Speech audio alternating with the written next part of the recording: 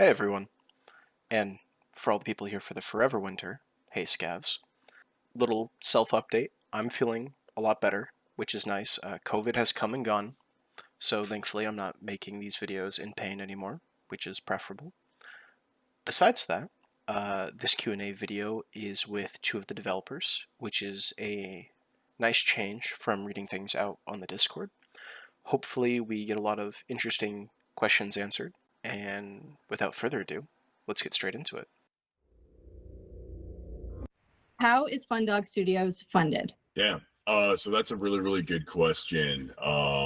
Yeah, I mean, we started with just a couple concept artists and one engineer and one animator, and we put together a prototype in Unreal Engine 4, and yeah, we kind of showcased the initial core concept of the game, and then the pandemic hit, and we teamed up with Gala Games, and we have since split from them, and I am unbelievably grateful that we can monetize the way that we actually want to monetize. So I mean that was huge.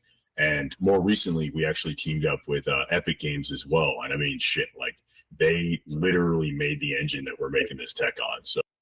So, couple things there, right off the bat, that I find interesting, is that they mentioned they were previously with, I think he said either another publisher or studio, that seemingly was going to try to control their ways of monetization. And as happy as he is for being away from that, I'm sure many of us are also exceptionally happy about the previous comments they have made about monetization, such as not nickel and diming us and making sure the game is priced at $50 without any predatory microtransactions. Seemingly. None of us have had our hands on the game yet, but I have good confidence that they're being pretty honest with us. That being said, Epic Games. Epic Games gets a lot of hate from a lot of people for generally not a whole lot. They've done a lot of good by developers. Developers who release on Epic Games actually get a larger cut of money, from what I've been informed to believe, than they would on Steam. Steam, I believe, does take a flat 30%, which is fine, and that's it. It's a one-time sort of deal, or something along those lines. Pirate Software had a good video about that. He's covered it a few times. I definitely go check him out. I'm probably misquoting that a little bit. But besides that, good take. Good on him. Good on the team. So it's been super helpful working with them, and they provided us some essential resources so that we could get it localized in a lot of other languages, just because we were seeing so much outreach from around the world. So yeah, I mean they definitely saved their asses for sure, and we're really looking forward to making more really cool shit with them. Is there going to be a demo or a beta that players are going to be able to play to test the game out? Absolutely. Yeah. So it's definitely something that we absolutely want to do. And, full transparency, it was between that and just making sure that there was more like performance and optimization. And so performance and optimization kind of won out on that front. And it's just due to the fact that we have like a really small team size. We want to make sure that, the demo is like, as crisp as it can possibly be. But that being said, we're definitely looking at getting a demo out to you guys next month as well, and that way basically everyone can come in and check it out. And this was actually less of it being concerns about the gameplay loop or any other components there. It more of it being concerns about just hardware spec and performance and optimization, right? Thank you again, Fundog, for being as in tune with the gaming community as I'm sure many of your players are. Having a demo does a few things, at least in my perspective about these developers. A, they are given enough foresight to know that some people might not be able to handle their game on their own personal specs, which is good. So they're giving people the opportunity to try out the game before they buy it for a very good price, by the way, either $27 coming up on the 24th or $50 on the official price jump, which will be coming later. I advise all of you to get the game while you can now. And also, it shows that they're, in a certain sense, proud and bravely, what's the word? And bravely confident about the state of their game. that they're willing to give out a demo to people to try. That says a lot. I think if you take a moment to think about it, it says more than, hey, this is just a demo. This is, hey, we're proud of what we've made here. And that's what I want to hear from like any developer. Remember back in the days where we could get like box set disc demos for like all of the like Legend of Zelda games, or at least Wind Waker in the collection you could play, which was really cool. Game companies, I think, are afraid to give out demos nowadays because they know that their product is trash. And it's good to know that there are developers out there still who are confident and excited about their own creation. Enough about that, though. Let's get back into it. Because I know that those specs are really, really high, and I know that, you know, shit's expensive these days, so I totally get it. It was more of it being like, if you're at the min spec or considerably lower, best case, we'd love for you guys to check the game out. You know, that would be fantastic. But I don't want you to be in a spot where you buy the game, you know, and you're not able to run it, you know, the way that you want to run it, right? So this will obviously be like a really good benchmark test that would also be playable. And by the same token, I mean, like, there's a lot of crazy shit in our game, right? So it's like, maybe you don't fucking like the game, in which case that's totally cool too, you know? So I figure, you know, it'll be like a nice gate for anybody that's on the fence. And, you know, for, you know, anybody who's just like, dude, like, I just want to support the team no matter what, like. Another quick side note. I'm pretty excited that he's okay with people not liking the game. I think that shows commitment to the theme and mechanics of the game, which is good. Some people aren't going to like the game. Good. I think I'm glad that some people won't like the game. Games aren't for everyone. Some games are tailored for specific people. We're allowed to like this game because a lot of us like the genre. Simple as that. I mean, honestly, there's a lot of really, really cool outlets for that. You know, Jason's tunes are fucking incredible. You know, and we're going to be putting out an art book as well, and I can't wait to share some more details on that partnership in the coming weeks. It's going to be cool either way, but like I said, if you're on the fence, you got super concerns, don't trip. We got you covered pretty shortly. Cheers. What are the ideas for future functionality of units? I'm going to let Jeff answer that one, and then I have a lot to say on the subject as well. Awesome. All right. So bear with me. I kind of think of this from orbital view all the way to boots on the ground. So like from an orbital view, I really want to take a look at what the scenario and encounter system's doing, seeing if there's extra areas where we can improve, change, or add to that system. I don't know if it's giving it more options, giving it more criteria on when to shift the balance of power between the factions, all sorts of good opportunity there. And then if you take a step towards landing, I suppose, if you look at all of those encounters that the scenario system can pick from, there's different combinations of units and different locations of units and different stimulus for when those units are sent for reinforcement. And that'll radically change the battlefield depending on how we organize that and what abilities we give those systems and how they react to either the other enemies or the player's actions. Another point of note, I think the idea of a like artificial kind of dungeon master in a way is a good idea in terms of like how the game reacts to the player. The same thing was done in Vermintide and Darktide 40k, where there's kind of like a hidden kind of like spectral game master that's not a person that interacts with your game and balances things on the fly to tailor your experience to a well-rounded difficulty, which I think is good, especially in the context of this game. One more step down is the existing units, all of the cool soldiers and crazy stuff that's in the early access game. There's a lot of opportunity, both in terms of aggression and behavior and mechanics, to add change and refine what those guys and gals and things can do. And that's a target-rich environment for making sure that even if you see a grabber, it may react differently or have different utility depending on what happens or what has happened before it arrives. And if you don't know what a grabber is, you'll find out. And then from the on the very bottom layer of that is there's of course like a giant log of units waiting to get in the door, so to speak, and be born and be put into the game. And that is something. There's no shortage of extra awesome stuff that's either on the concept floor or on a prototype floor that we could put in to adjust that whole ecosystem. And one of the really fun things from my perspective on developing for Everwinter is every time we touch any part of that ecosystem, good God knows what's going to happen to the game, because so much of it is decided on the systemic creation of units that we kind of know what's going to happen, but you don't really know what kind of weird magic you're going to make. And that kind of discoverability and kind of chaos is, to me, part of the magic. The word magic, I think, fits this game very well because the developers are making this from a certain point of view where it's not so much a directly tailored experience, it's more of a simulation of an ongoing battlefield that you just happen to be in.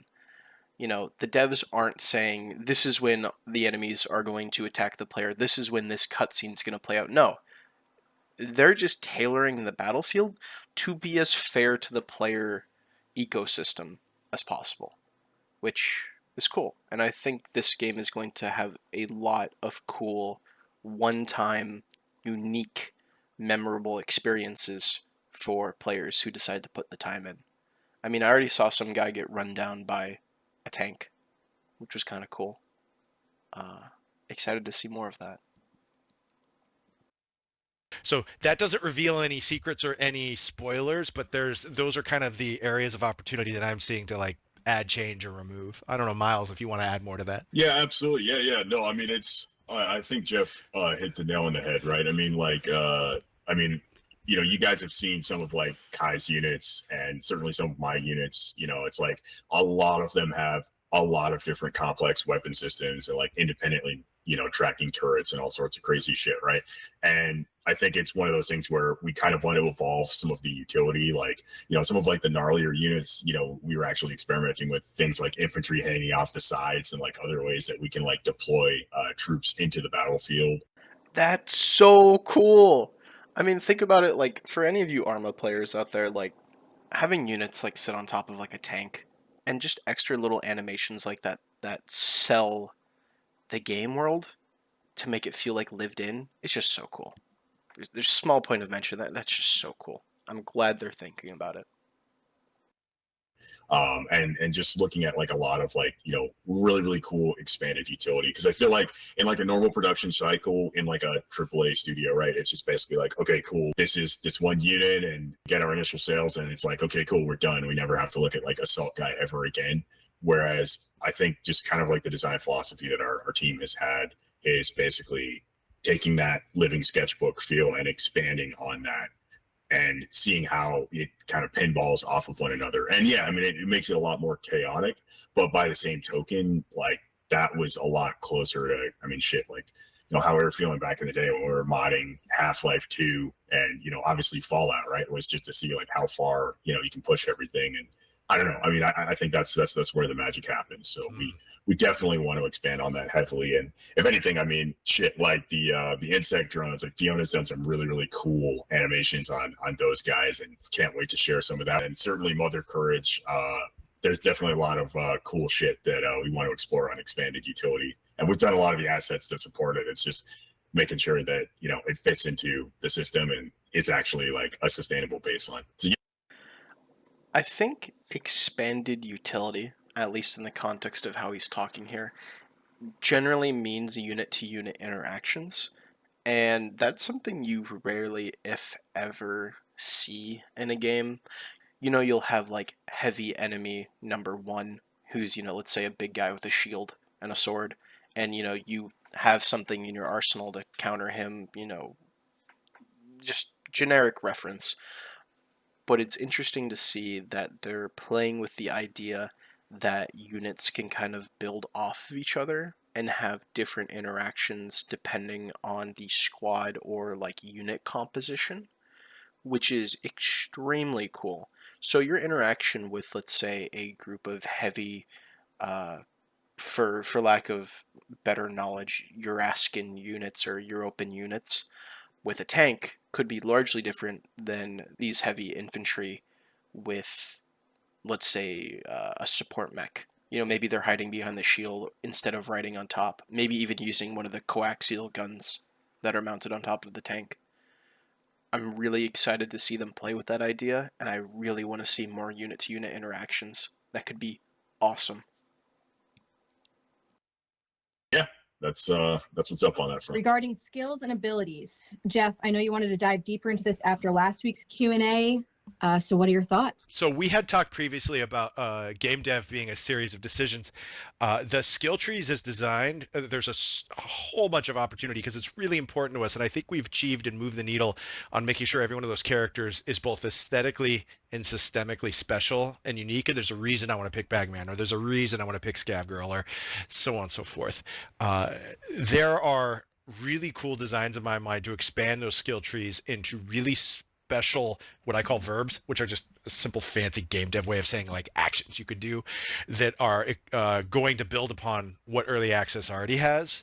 Early access starts with utility of weapons and looting and expanding your efficacy in those areas, and then each character has kind of a specialization, whether it's healing or speed or specific heavy weapons use.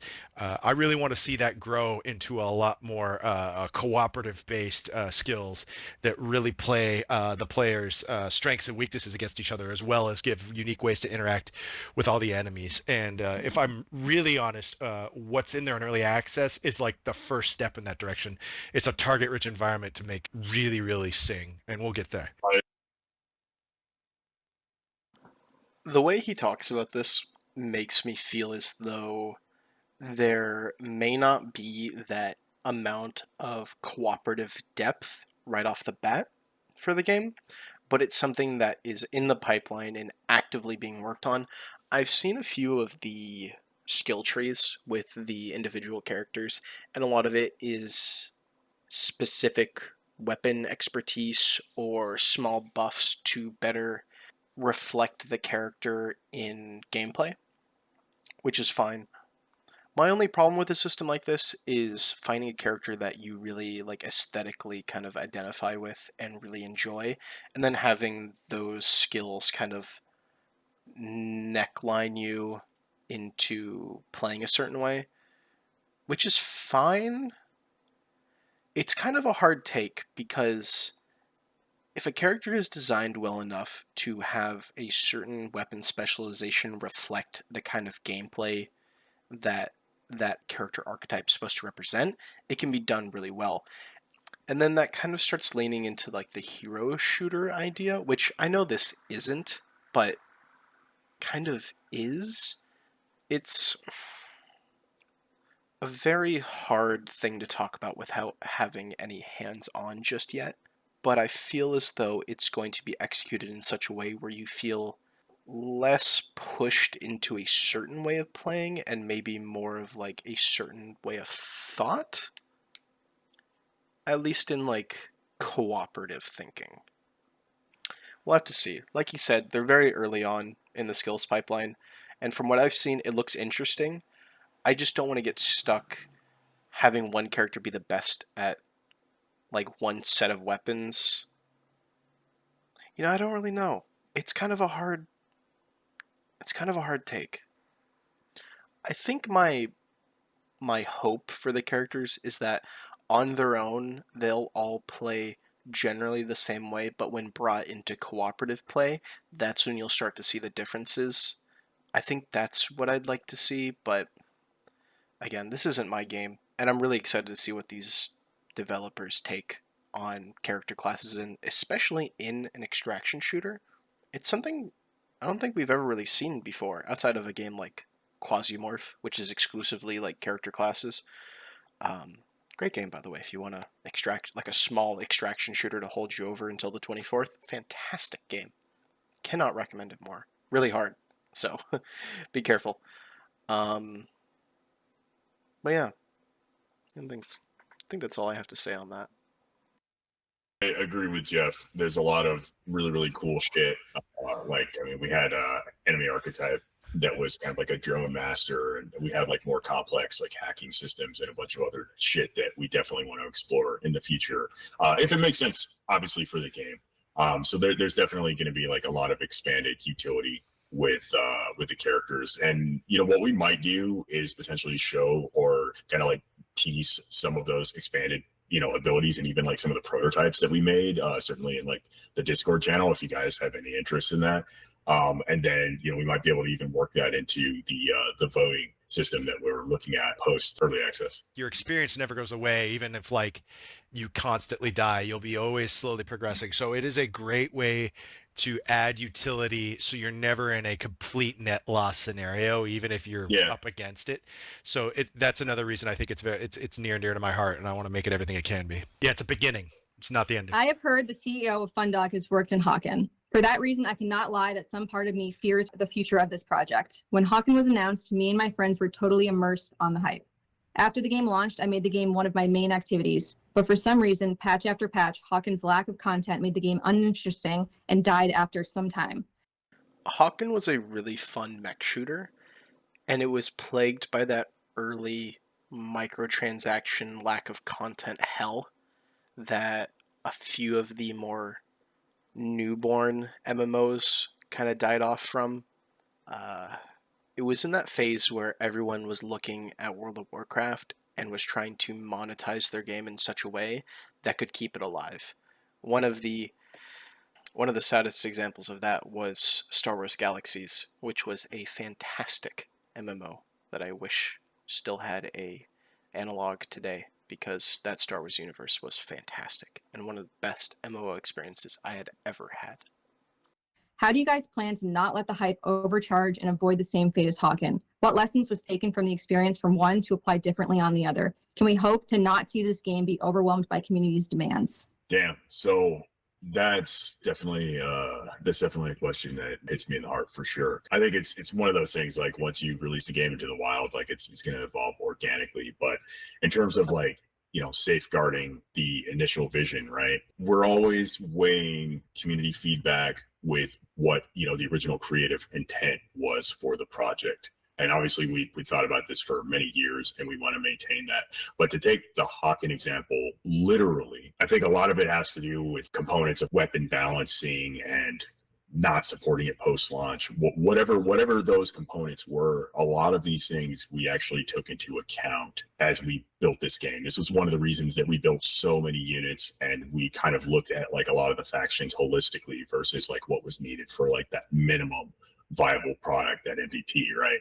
We built it that way specifically so that we could support it like post-launch and organically grow it while introducing new components of the lore, while introducing new maps, while introducing new mechanics, and just basically looking at it as like more of like an additive process. And I could totally see if we introduced things like weapon jamming that people could freak the fuck out and be like, I hate this game, I never want to play it again. And then there's other people that remember Far Cry 2 that would be like, I fucking love this is sick. Another good point of mention, this game is, for all intents and purposes, not out of the oven yet. We're, as a community, going to be almost building this game with the devs. Obviously, they're putting in the legwork and doing everything, but as a community, we're going to be able to give them feedback in such a way that's going to shape this game into a masterpiece. I've said it in previous videos, criticism is fantastic for developers as long as it's thought out criticism and has worked in solutions. The Discord's always open, they're super friendly there, the community's great, but we're in this together. So if something goes wrong in the development cycle, or they put something out, like you said, like let's just imagine jamming for a moment, and you don't like it, they'll hear you. Don't think it's the end of the game. We're doing this together. So try to keep that in mind. Right. And I think it's really just trying to be in the spirit of like, this was supposed to be like the equivalent of a living world, or I mean honestly, like a lot of our memories from like really vibrant mod scenes back in like the early 2000s. I mean, I know Guy has a lot more trigger time on that than me, but it was just it's very much the Wild West where you kind of want to organically build it. And I think the community is going to be hugely important in this. I mean, I think that's going to make it the best game it can be. And in a perfect world, we see all sorts of really cool shit, some really cool mods in the future. You know, like we get some really good feedback in the Discord, and some of those ideas could come directly from the community. But if it was like, hey, we need to include PvP, and there's just a screaming group of people that need that for it to have any relevance to them, no, we wouldn't go down that road. Not to throw any stones, I would simply say if it's a game for everyone, it's going to be essentially a game for no one. And philosophically, I think that's definitely accurate. And in terms of it being balancing for like weapons sake and a lot of the potential pitfalls and landmines there, it's a tough one. Like, we don't really want to nerf anything. If anything, we would just include more enemies that were like even more vicious or resistant to specific types of ammunition, right? He said it perfectly. A game for everyone is a game for no one. Aside from that, on a more community sort of note, let's do our best to be kind to players who this might be their first sort of hardcore experience, but don't give in to people who are using that as like a way to guilt you. This is our game. Let's keep it that way. Yeah. Like, that to me, I see as like more of like an additive process versus it just being, hey, this is a new thing where like this enemy can come in and res every single guy you just killed. Right? Like, I mean, it's not to say we wouldn't experiment with stuff like that, but it's just balancing it with whatever that core fantasy was is paramount. And Jeff, I'm sure you probably have a lot of thoughts on that as well. Yeah, for full transparency and disclosure, I did not work on Hawken like at all. I played it, but I never made one commit in Perforce, nor did I. I don't even think I knew you at the time, just to be honest.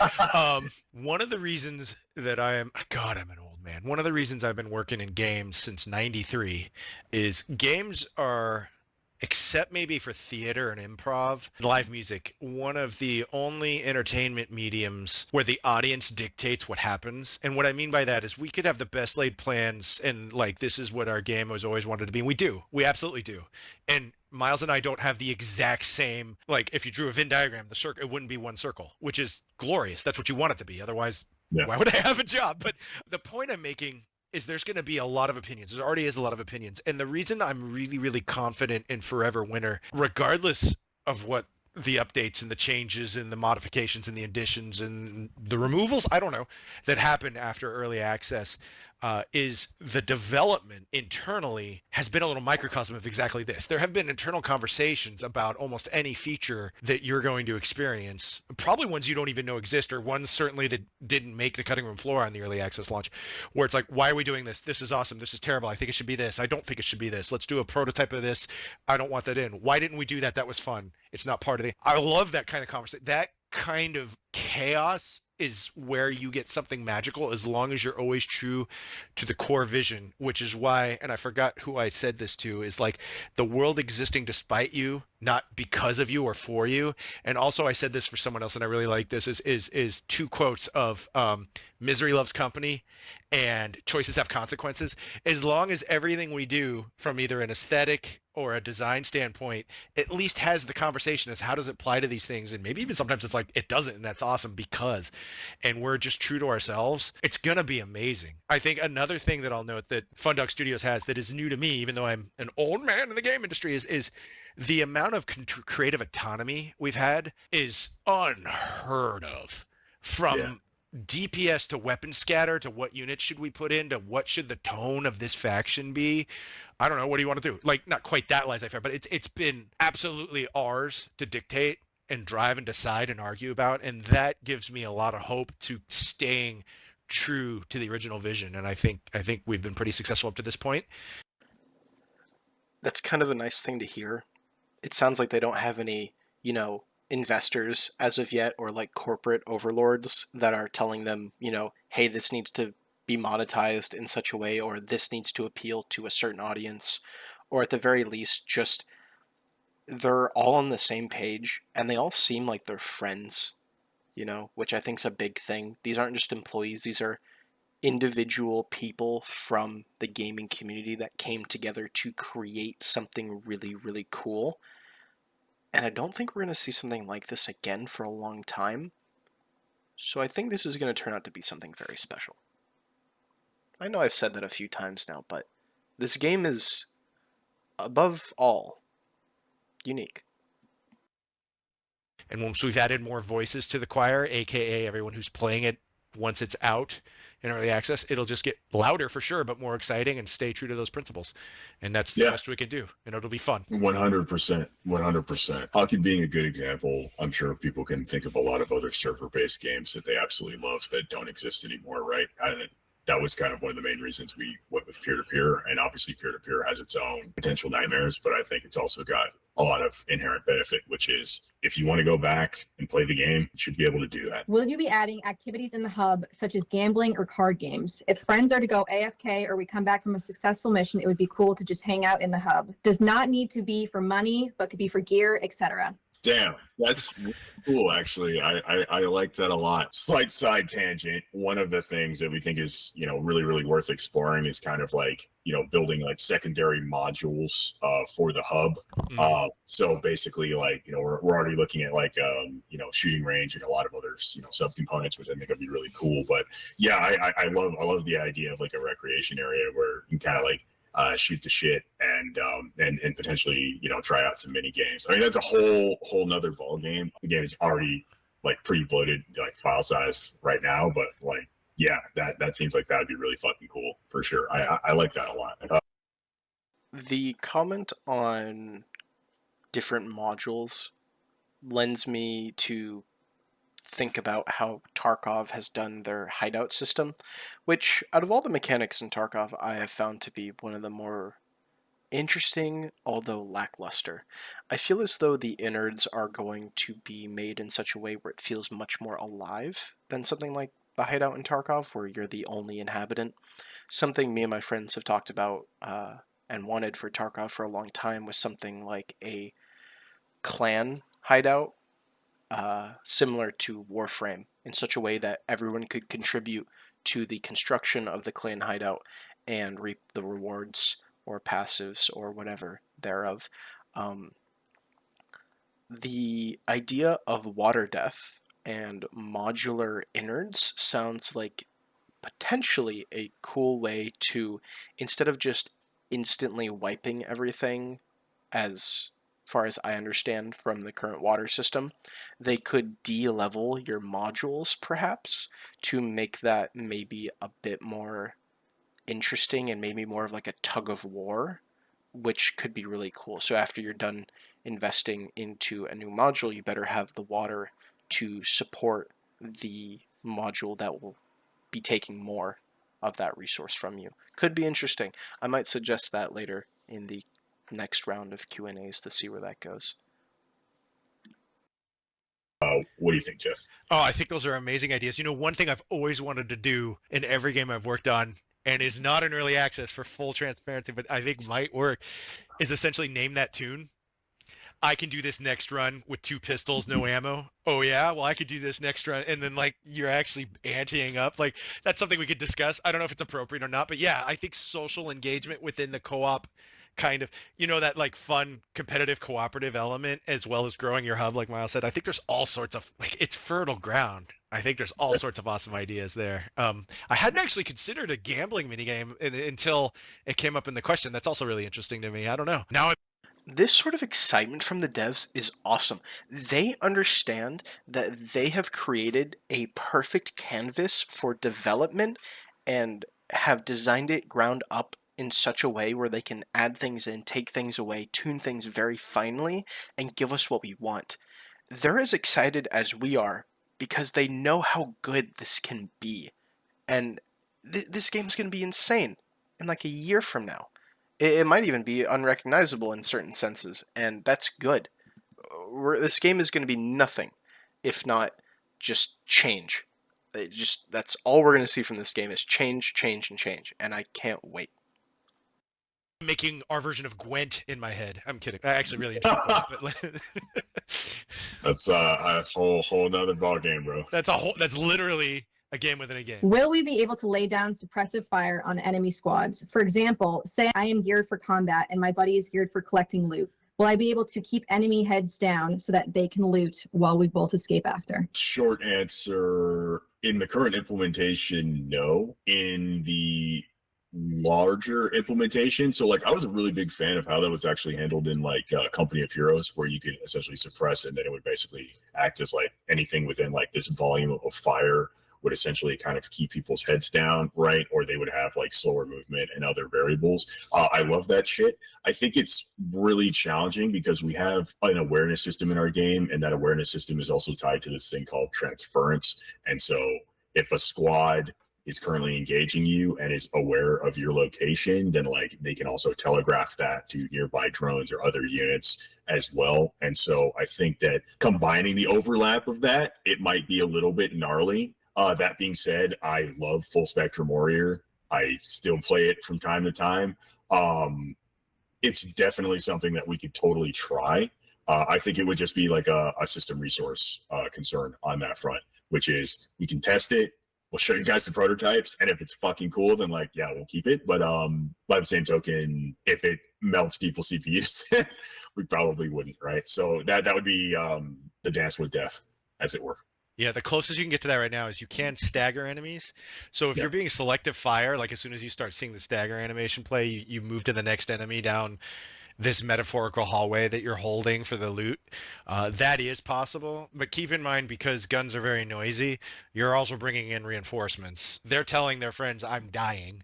So yeah, you will eventually, if nothing else, even if you're like the best shot in the universe, run low on ammo and have to make a different decision. 100%, 100%. I mean, it's like, yeah, crowd control, circa Payday 2, right? It's basically you're balancing, suppressing the entire squad. Like, technically you can do that, but it's not so systemic that you would see like a bar, morale drops to 0 and then they break and they have like an icon or something.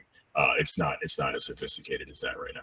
No. How is progression handled when playing co-op? Can other players still make progress while connected to the host's hub? Quests, loot, stash management, and so on. Short answer is yes. You will see the innards as it exists in the host's version of the game. So like if their water is super low, you'll see it's red and not great. And if they are flush with resources, you'll see all of the customization they've purchased and all that stuff.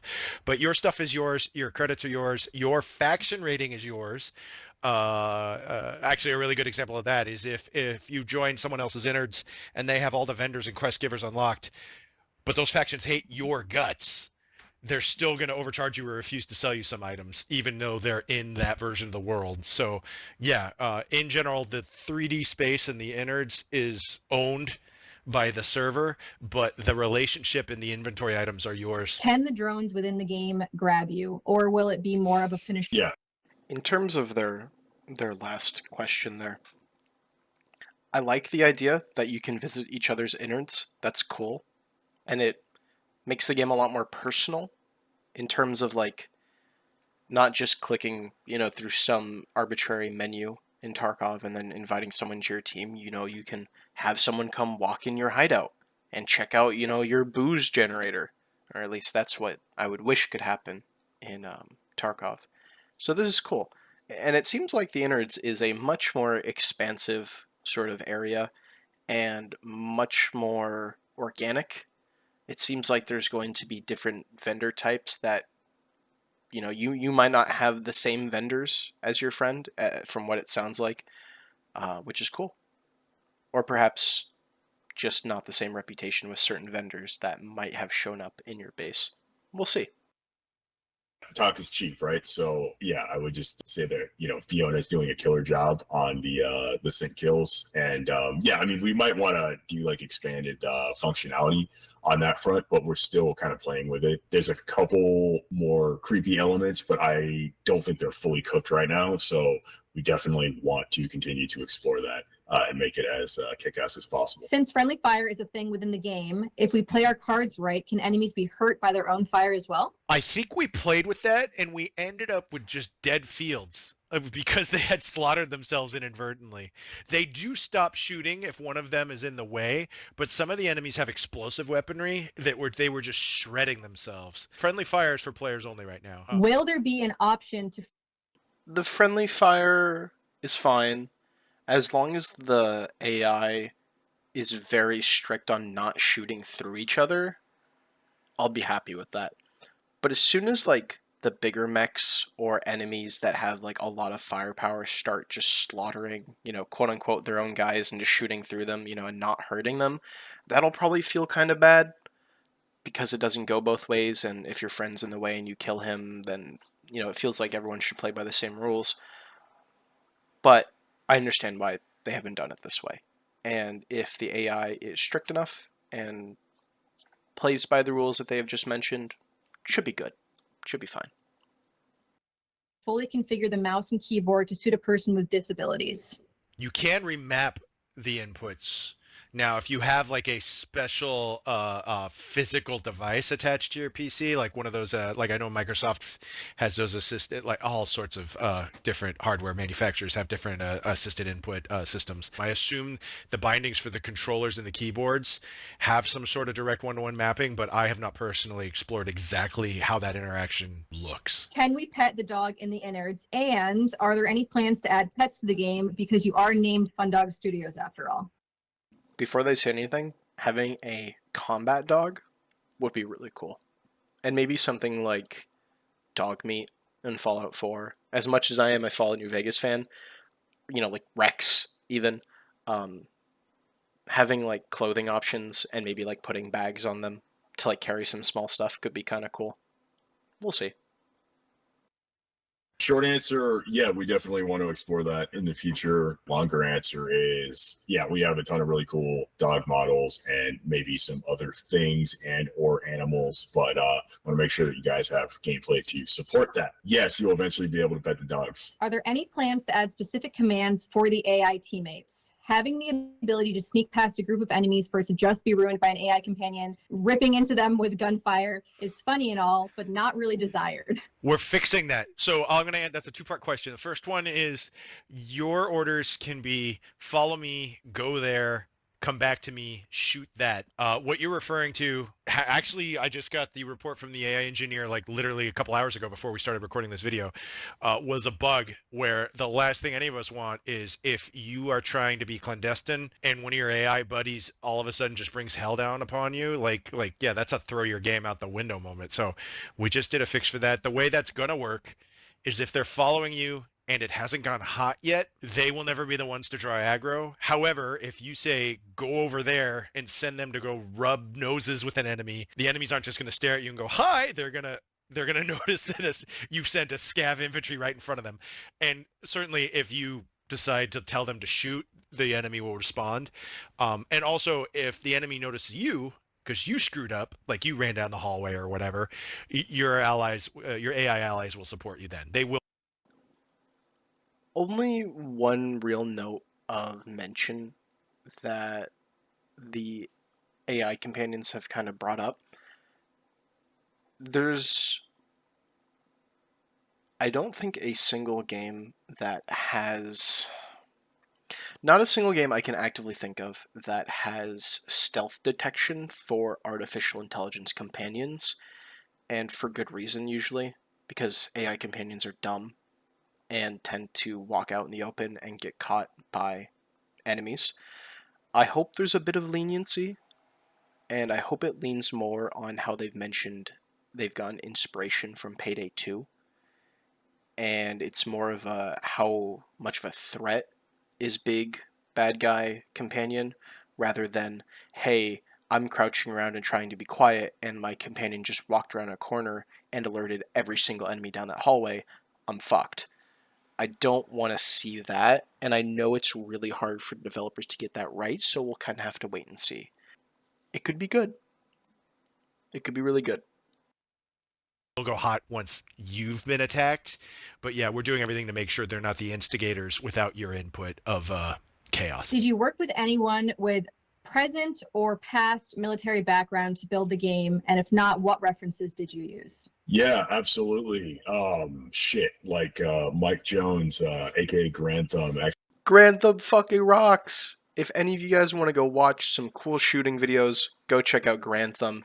He's a fantastic content creator, and it's crazy that they used him as an advisor. So cool. Awesome. actually advised us, and it was super super awesome working with him. He was incredibly helpful.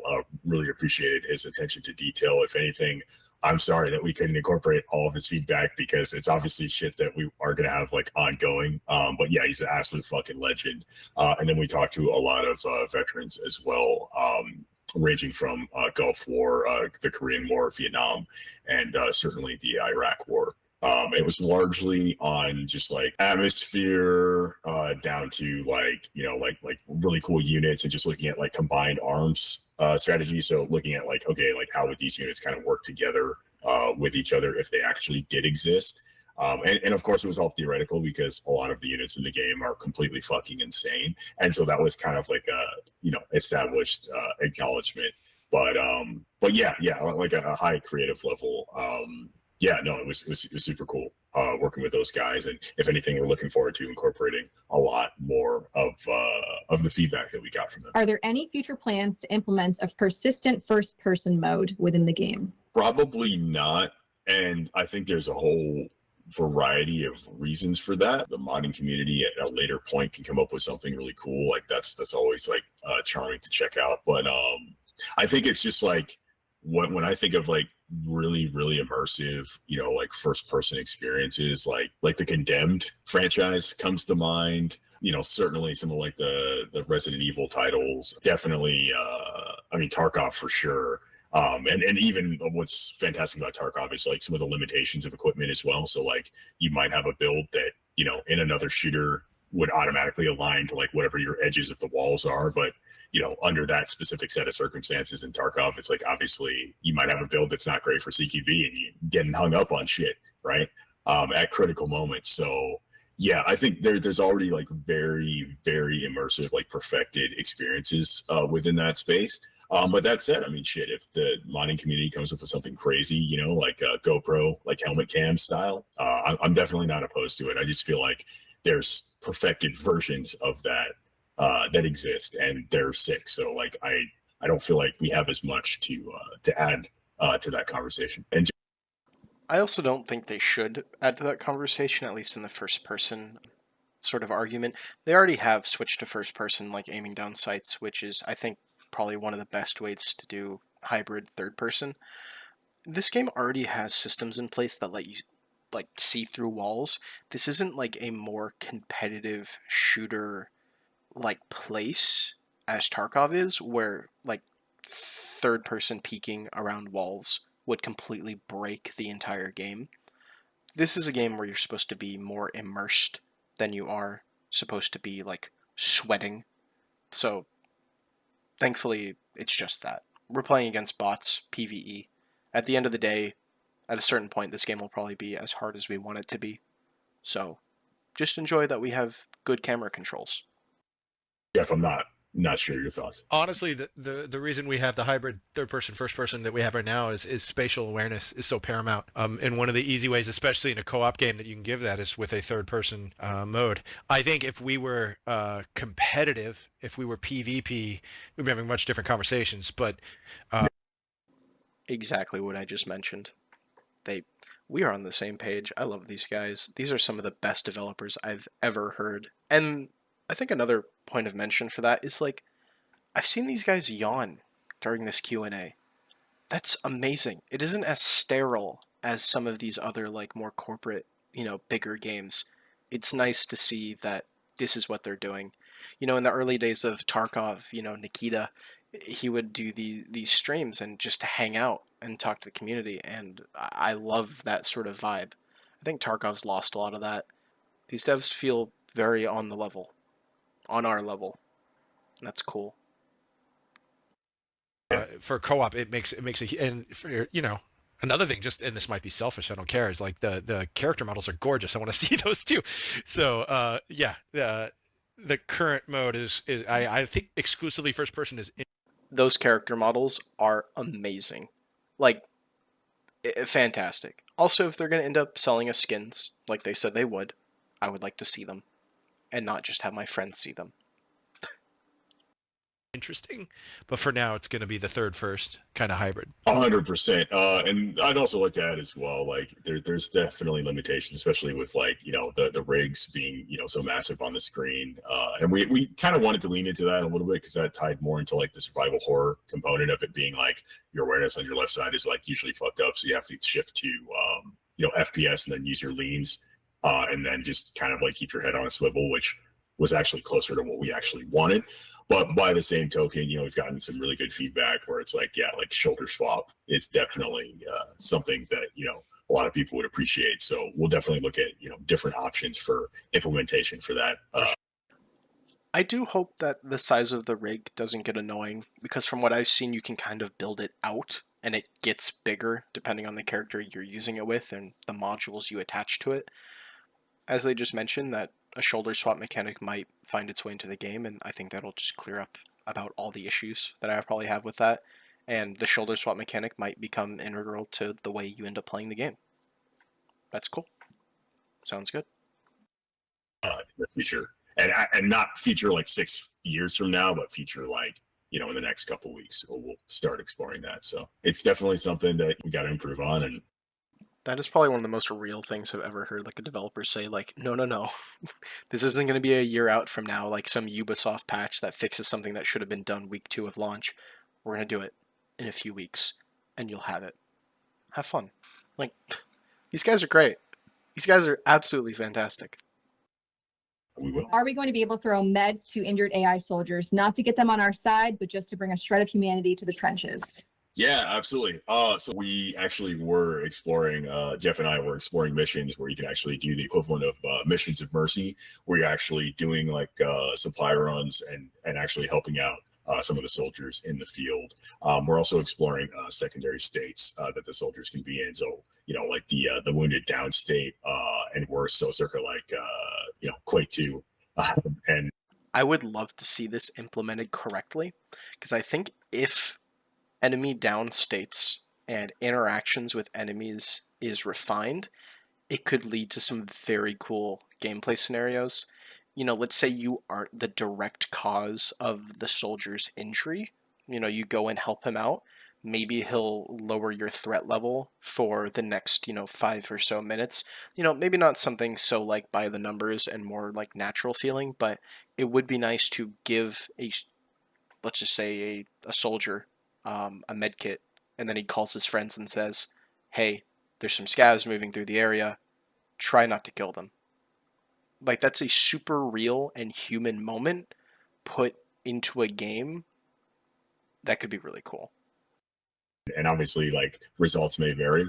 I think that was huge. So it was the same thing that we were actually a little bit nervous that it wouldn't hit because we didn't have a dialogue in the EXO life cycle, but we really wanted to communicate that it doesn't always have to be what you think it's going to be, right? Like, everything isn't a target, and there are potentials, situations where you could actually help people. And I think that was hugely important. And that was actually some of the feedback that we got from some of the veterans that we worked with as well. Will the NPCs make mistakes or show fear, similar to real life soldiers? It's an interesting question. They'll definitely make mistakes if there's bugs, but also we're looking at we're definitely did some experiments early days with the morale system, and we're definitely still exploring that. And ironically, that dovetails into a new feature that'll be in for early access as well. So you guys will kind of see the results of that. Interesting to hear that they'll have a morale system in the game. That'll be cool. Either enemy morale or maybe moral sort of karma points for our players. Could be interesting. I'd like to work with the different factions and try to be like a morally good character in a really fucked up and awful world. Bringing that sort of light to an otherwise, really weary world. I think that's really cool. And hopefully there's potential for that later down the line. And it's not forced. Just a different way of playing. Yeah, no, I think that's definitely something that we want to explore. And actually, I might even be able to dig up some early prototype animation of that. It's not in the game currently, obviously, so disclaimer, but there's definitely some stuff we want to play with. Sorry, go ahead, Jeff. There is at least one unit that will appear in very specific situations that will choose to flee from you rather than engage you. So I'll leave that there. It's not ubiquitous, and it's not Rambo that decides to break, but there are elements of that that will make some of the quests you pick much harder. I have a feeling that might be in allusion to one of Toothy's mites that live on Toothy. And for those of you who don't know, Toothy is a rogue AI controlled mech that has mites that have been stated can scout and I believe bring information back to Toothy. So perhaps that might be what he's talking about. If we see a mite, it might run it might run away from the player and go inform Toothy of our position, as could be seen in the most recent cinematic trailer. If you pay attention, when the group of scavs is nearing the end of the trailer on one of the ledges, a mite observes them and then runs away, and then later on in the trailer, Toothy appears and then kills a few of the scavs. So I think that's what he might be talking about, which is really cool if that's how Toothy works. That's all I'll say on that, but there's some fun stuff in there. Definitely, yeah. No, it's a bit of a spoiler. I had forgotten about that guy, but no, I remember. If we don't say how you get the quest or how to solve it, I think it'll be fine. People will find it out. Since voice chat will be proximity, will we be able to get radios for long distance communication? Two things to that. One, voice chat is still work in progress. I know it sucks. That's one of the reasons why we have chat, but also why, the Discord community has been super cool. And actually, some of our mods were actually looking at, facilitating and helping set up some of the rooms where people can find like the squad mates. It's going to be rough early days, obviously, and so hopefully you can bear with us while we get that up to spec. We just didn't want to include it if it didn't have like some of the bells and whistles that we wanted to have. Like honestly, like Perfect World, I think the best implementation of those types of comms were like Chrome Hounds, where you go out of like the radar dish range and you literally couldn't communicate, like that kind of shit. And we just wanted to make sure that there were mechanics that facilitated that, more unique experience than it just being like, default. Because everyone could just, well, not everyone, but for the most part, if you have a PC, you can probably just use Discord and, you got your comms that way, and it kind of takes you out of it, right? But if it's more in-world, then that was something we wanted to kick ass if possible. And then more on like the radio component. So actually we are exploring utilities for radios, but looking at it more to get updates on, rolling objectives and real-time stuff. But that's like super early days on that, like early prototype, garbage. Obviously we have to explore, that as we go. So yeah, long answer. Sorry about that. Definitely something we want to look at for sure. So to be explicit, voice chat will not be in right when we launch, but it'll be in as soon as we can get it in when it meets our quality standards. So you will have text chat, and I'm sorry that it's not available on day one. Will you add fishing to the game? All right, not actual fishing, because whatever's left of the oceans is likely a mess, assuming we even get to see them at any point, but something like magnet fishing, perhaps? Well, there's also YouTube channels of people just casting really high powerful magnets into like the Chicago River or whatever and pulling up sometimes like discarded firearms or bike frames, or like it's a whole subculture of YouTube videos. I'm assuming that's what they're talking about. Like there's some gross stuff at the bottom of these rivers. Yeah, no, that sounds really intriguing. I like this. I like this idea. Obviously not day one, but it's definitely I think that could potentially fall into a category of like some of the mini games we'd love to explore at a later time. Yeah, absolutely. So that's it for the Q&A as a whole. A lot of very good questions there and a lot of really good answers. I think some of those were on the more technical side of things that a lot of people wanted to hear, which is good. But besides that, I think we covered just about everything. To to all of you who saw me on Discord today and decided to come and subscribe, thank you for being here, and I hope you enjoyed this video that I pushed out specifically for all of you who came to join me today. Thank you. Your support is highly appreciated. So thank you for joining me, and until next time, see ya.